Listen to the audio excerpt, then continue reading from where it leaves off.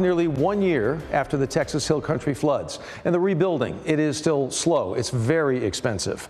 The disaster, we know, caused more than $18 billion in damage, and most victims are now rebuilding without any kind of flood insurance. Tonight, I-Team reporter Brian New explaining to you why over the years flood insurance has become rare and why more Texans continue to drop that coverage.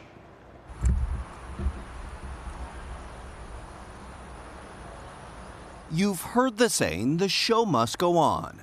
But when floodwaters rip out seats, tear down wiring, and leave a hole in the stage, that's easier said than done. I mean, the walls are falling down. There was mud caked everywhere. You could see water lines. I mean, sheetrock was already ripped out. Doors were gone. This wall was falling over. Last July, the Guadalupe River flooded and gutted the Hill Country Arts Foundation, a place that for nearly 70 years had been a creative hub for kids, artists, and the community. It was very emotional to see a place that was very, important to us in our community in such disarray. Board member Jerry Magnell says they're determined to rebuild, but they'll be doing it without a safety net. Did you all have flood insurance? So we did not have private flood insurance on our property. Again, the water had never come this high. We've never seen anything like it. In Kerr County, only about 2% of homes have flood insurance, and that number has been dropping for years, even as the risk goes up. So how did we get here? To answer that, you have to go back to 1965.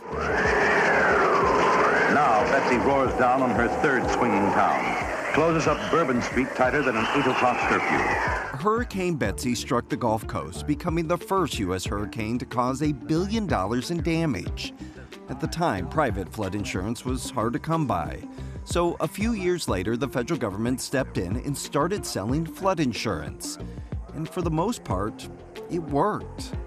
Until Katrina, Sandy, and Harvey. The National Flood Insurance Program went into debt. Today, it's more than $22 billion in the hole. Then, in 2021, under the Biden administration, FEMA overhauled its pricing method.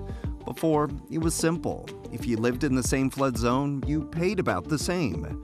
Now, it's personalized. Your home, your elevation, your distance from the water, your rebuilding cost, it's all factored in to determine how much you pay. We believe when it's based on risk and the individual property characteristics that we do have a methodology that is more equitable and fair. But under the new system, average premiums went up, and that pushed some people to drop coverage, leaving fewer policyholders. In just the past year in Texas alone, more than 45,000 policies were canceled, meaning 7% dropped their insurance. We need a national flood insurance program that looks like somebody designed it on purpose, because the one we have right now is not. Senator John Kennedy of Louisiana is troubled by the trend of higher premiums and fewer policyholders, which is why he wants FEMA to get rid of its new system and go back to the old one. I think that those members of Congress are being incredibly short-sighted, and I think it's dangerous. And I think policy expert Zoe Middleton says the problem isn't how FEMA calculates risk, it's that people can't afford insurance. So what Congress can do and what they should do is to mandate affordability for people that we know are going to be struggling to cover their own bills for recovery, right? So it's people on fixed incomes, it's folks with disabilities, elderly folks, low and moderate income families. That is essential to making sure not only that individuals recover, but that entire communities are able to recover. Back in the Hill Country, that affordability question hits home. We're a nonprofit. We work on a very small budget. The Hill Country Arts Foundation has never carried flood insurance, and even now, they're not sure they can. I'm sure a lot of it has to come with the dollar amount, how expensive it is. So for now, they're relying on donations, believing this community will make sure the show goes on. Our comeback story is 100% part of our community's comeback story, and I think it'll be beautiful. So last month, this report was put out by a review panel that was set up by President Trump.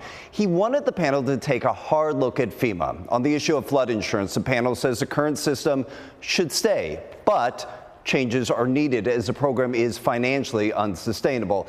Doug, this report recommends bringing in more private insurance companies and relying less on this government program. So the simple question, how would that work? Yeah, so the idea is to let some of these private insurers take some of these policies away from the federal government, but they're only going to do that if the prices reflect the real risk. So let me ask you about the question regarding cost. Money's at the bottom of almost everything, right, when we talk about it. What happens if more of these policies move to the private insurance side of the ledger? What happens then? Yeah, so it depends. For higher risk homes, experts say that the premiums will probably go up. The trade-off is private insurers could offer more coverage, a higher deductible, more coverage. The other side is some of your lower risk homes, they could actually see their prices go down. Okay. Brian New and the I-Team, thank you for taking us inside. It's complicated for sure. Yeah. Thank you, my friend. We appreciate it.